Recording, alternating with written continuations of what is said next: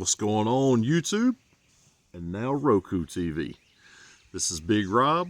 Welcome to another episode of Big Rob's House of Entertainment and No Chinese Food. It's a beautiful Sunday morning in South Georgia. I'm so glad that you guys are with me. I hope that this is an entertaining episode because that's what I'm here for. So the first thing I just wanted to talk about, and some of y'all know this because some of y'all live in my hometown. Not my hometown because I live out in the country, but the closest town to where I live is home to, right now, the world's largest chicken sculpture. That's right. My hometown has a 62-foot tall metal cock. Yeah. So the story behind this is that back in the 1960s, and this story changes depending on who's telling the story, where you hear it from. This is the most official version of the story that I've heard so far. Back in the 1960s, the Georgia Department of Natural Resources wanted to reintroduce game birds to the state. And so they had a whole bunch of Burmese chickens brought in, and they seeded flocks of these birds all over the state. Most of them died out. Almost all of them died out except a small flock near the Ocmulgee River, which somehow migrated 10 miles into downtown Fitzgerald. Nobody knows why. Depending on who you're talking to, it's either the Georgia DNR, sometimes it's the Department of Agriculture. So I've heard Army Corps of Engineers. Don't really know who did it. I looked it up and I get conflicting reports. Not important. But anyway, for the last 60 odd years, these chickens have been all over the city. And a few years ago, they decided to embrace the chicken. And they have a wild chicken festival in town every year in March. There are chicken statues and sculptures all over town. There are chicken paintings on the buildings in downtown. And in 2019, just before COVID, our mayor at the time, Jim Puckett, he decided, not our mayor, I don't live in the city, I don't even live in that county. The mayor. He decided that what the town needed to increase revenue, because the town's going broke, is the world's largest topiary chicken. So they hired an artist to come in and start work on this chicken. And it was going to be the world's biggest chicken, and it was going to be so big that in the middle of the chicken, in the belly of the beast, so to speak, they were going to have a room for rent, like an Airbnb. I mean, I guess.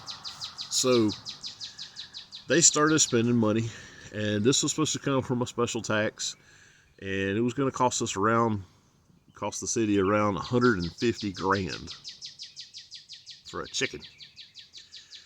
And somewhere near $300,000, it still ain't done. And the mayor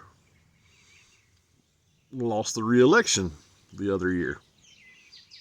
Landslide lost. So they've started all the rebar has been cleaned up from around the giant chicken. Who knows if it'll actually ever get finished. But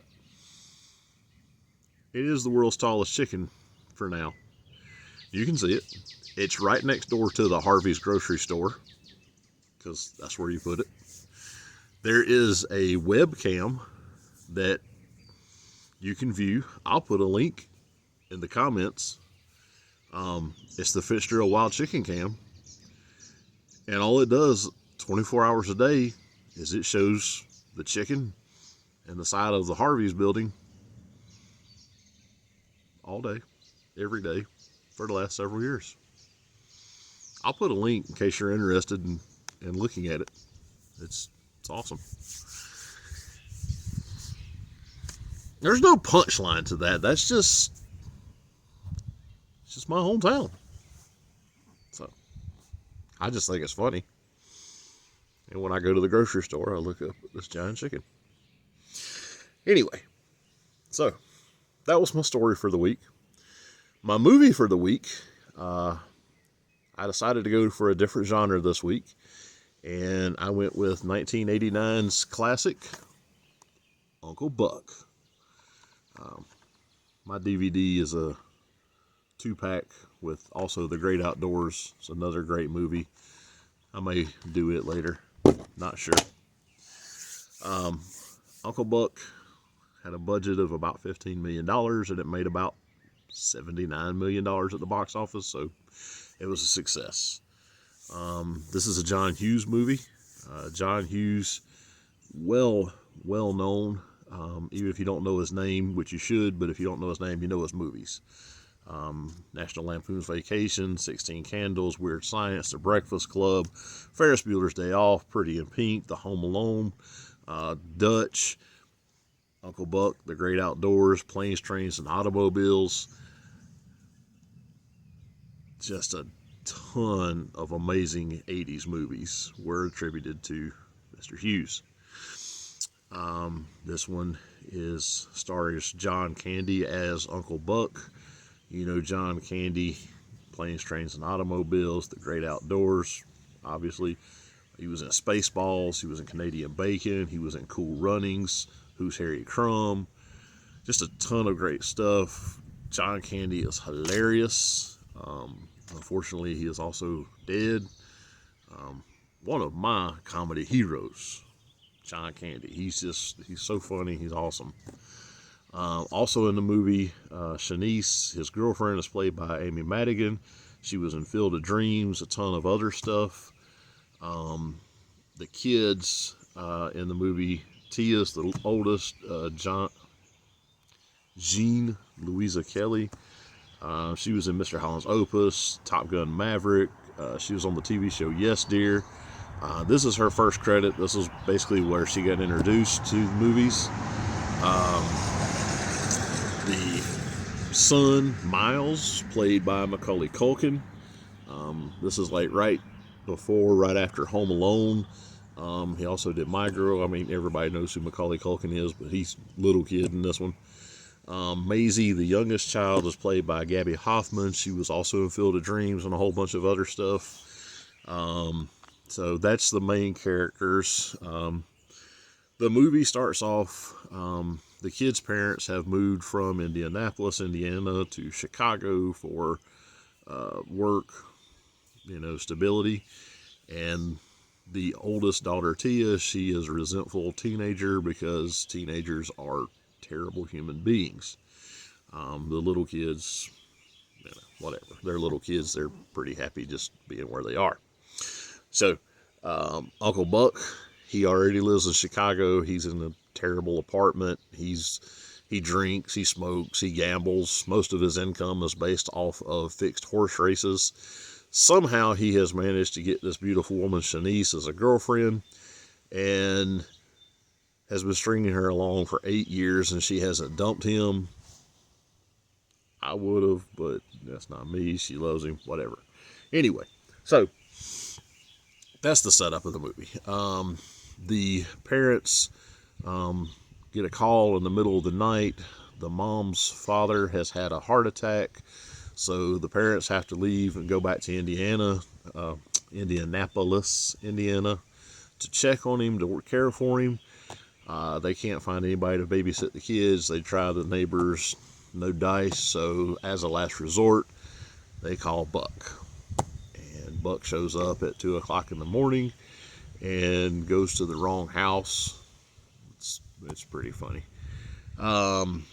He's knocking on the door, he's beating on the door, he's ringing the doorbell. He's like, "Come on, is anybody awake?" And finally his brother looks out the window and realizes that he's across the street. And yeah, that's good stuff. So anyway, So the younger kids, they're cool. They love Buck. He's funny. Macaulay Culkin asked about a billion questions of Buck, which he answers really quickly. And of course, the oldest, Tia, she doesn't like Buck either. I don't think she likes anything except for her boyfriend, Bug.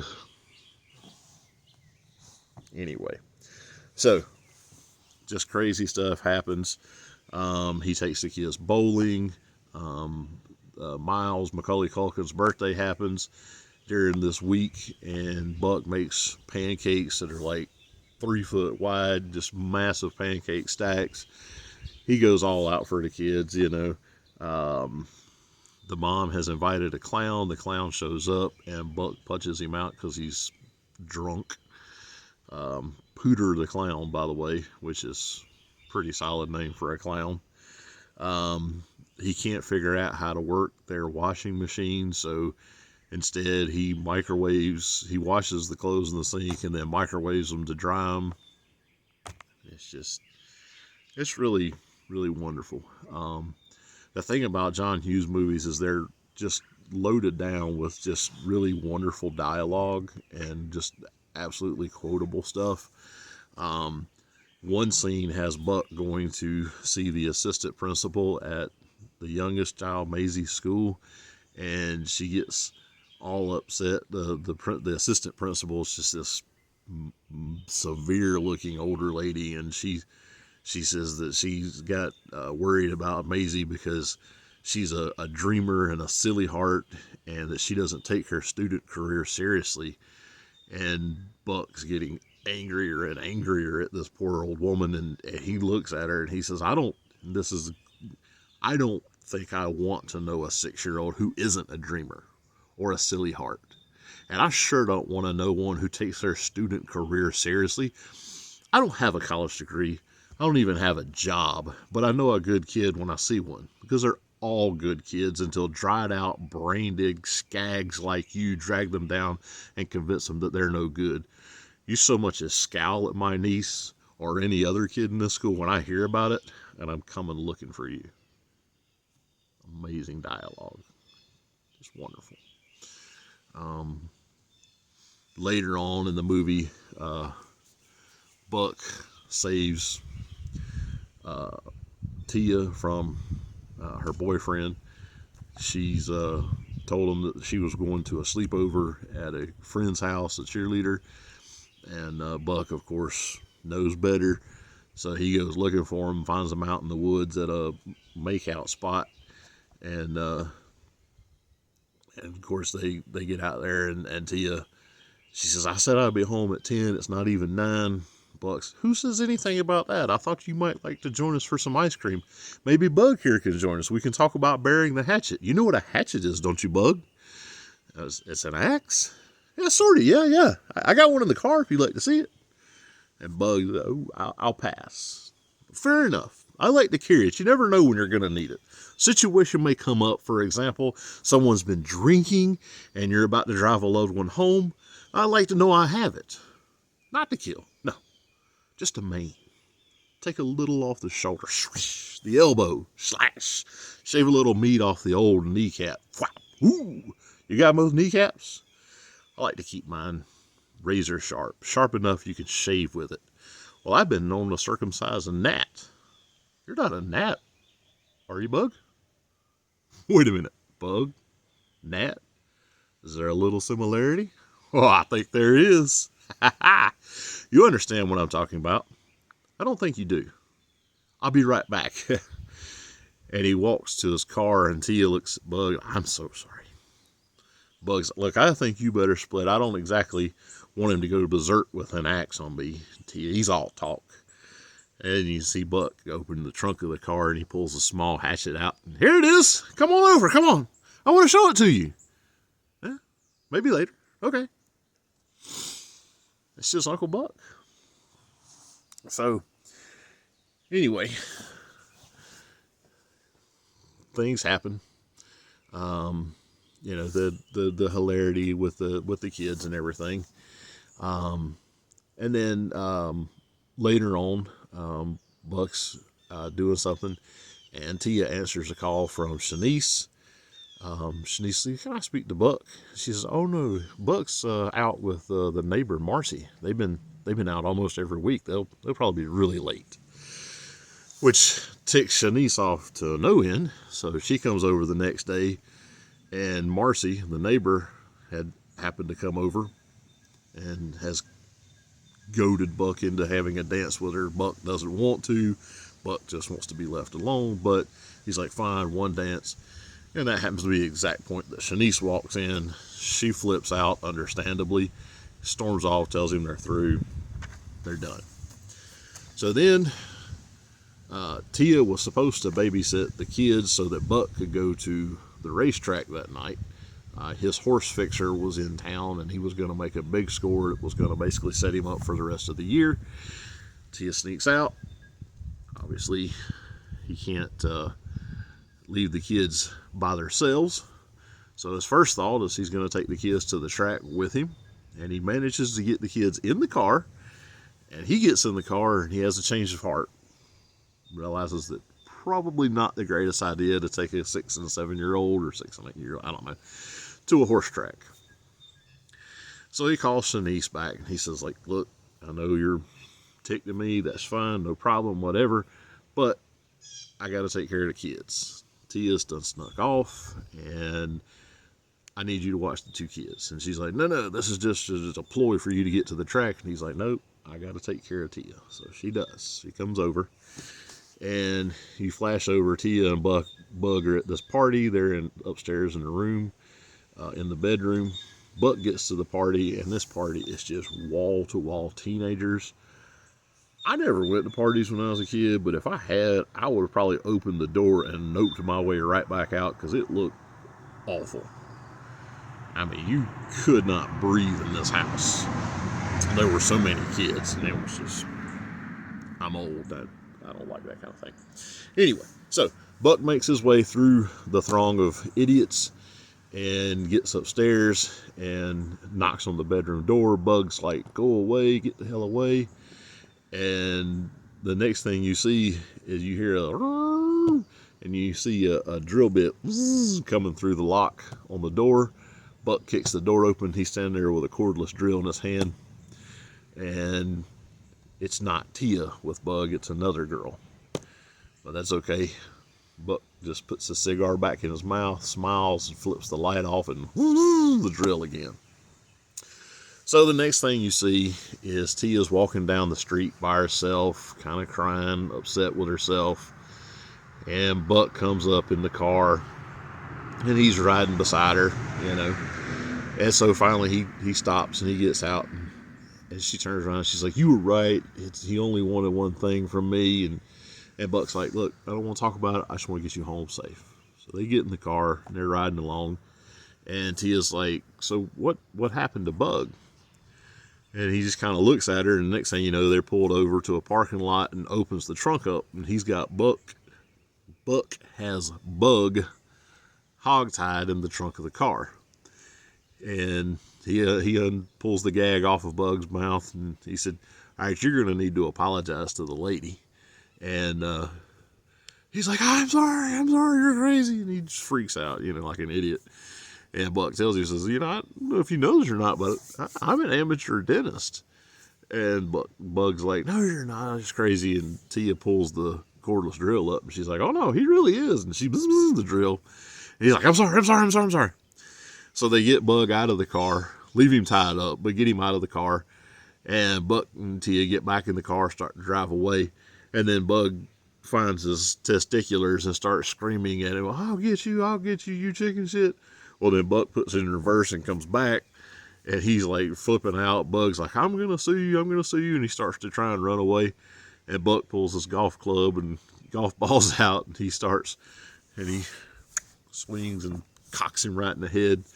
And he's like, I'm going to sue you. And Buck starts to line up another shot, and the kid turns around and runs. So it was pretty wonderful. So, but anyway, so then shows, you know, the next day or what have you, the parents get back home. The granddad's okay. He's recovered from his heart attack all right. And the parents come in the door. The mom comes in first, and Tia's waiting for her. And they kind of look at each other, and it's a real poignant moment. And then all of a sudden, Tia runs and hugs her mom, and she's like, "I love you, Mom." And it's really sweet, you know. And then you see the family together, and Shanice and Buck are about to leave. Buck's agreed that he's going to go to work for Shanice at her tire center, so he's going to have a real job. And, you know, he looks at Tia and he says, "Hey, next time you're in the city, we'll go for a cup of coffee." And she's like, "I like that." You know, it's real sweet. And that's the ending of the movie. It's a wonderful movie, super hilarious. Like I say, just tons of great dialogue in the movie. Not a ton of action because it's a comedy from the 80s. But it's just a more family friendly ish. There's just a few expletives in there. Again, it was the 80s, but it's super funny, super good. Uncle Buck's a really solid dude. I bought my DVD, I'm sure, at Walmart as a 2-pack for probably in the $5 bin or something. I think this is available on streaming. I did forget to check, and I apologize. I'll try and put it in the show notes or on the screen there or something. So, but anyway, that's my movie this week. I really appreciate you guys and gals that have dropped me some more movies to review. Some of them were already in my list that I had, because I've got 20 or 30 that I had already planned on doing. Some of them already match up to what I had already planned, which I think is pretty cool. But what I'm going to do is I'm going to try and do maybe one of my movies, then one of you guys' movies, then one of mine, one of you guys, kind of back and forth like that for a while. So I really appreciate that. And hopefully you guys are still enjoying my insane takes on movies. Before I get out of here, I did want to get a massive shout out to the Zone Collectables. They're at 305 Main Street in Tifton, Georgia. These Zone Collectables on Facebook, These Zone Collectables at gmail.com. If you can't make it to the actual store, you can get to them that way. These are just some really, really amazing, wonderful people. Always doing things to help the local artists, the local economy, the local businesses. They're just really great people. They really do a lot, and they have a really awesome store as well. So go give them some love if you're able to, either online or in person, whatever you're able to do. Definitely check them out. Tell them Big Rob sent you. I also want to give a shout out to my buds Monster and Hassel over at the Nerdy Man Room Show and Hassel's Reviews. They are on YouTube, they are on Facebook, Instagram, Twitter, all the social medias. And they are also on Roku TV. On your Roku, if you want to see them there, you search for the Southern Joy Media channel, and they have their episodes up on there. And as of a week or so ago, Hassel's Review, which is also on YouTube on the Nerdy Man Room Show's channel, and my show, Big Rob's House of Entertainment and No Chinese Food, we're on the Roku channel on Southern Joy Media. So that's really awesome. Southern Joy Media, they're building their channel up. Kevin from the Zone is working to get this channel built up. So check it out. Give that some love there. It's going to get really, really big, really, really quick, I believe. A lot of the local community is kind of invested in this one too. So I think that's amazing and awesome. So definitely check that out. And don't forget me. Check me out. Again, YouTube or Roku or both. Whatever you like. You know. So if you enjoyed what you're seeing, hit the like button, hit the subscribe button, and ring the bell so that you know when I drop a new episode. Tell your friends about me. Tell your family about me. Don't tell my family about me. I mean, you can, but they already know. They've dealt with me for 40 years. They know I'm insane. But I appreciate everything, and we'll be back next week. Until then, may the force be with you.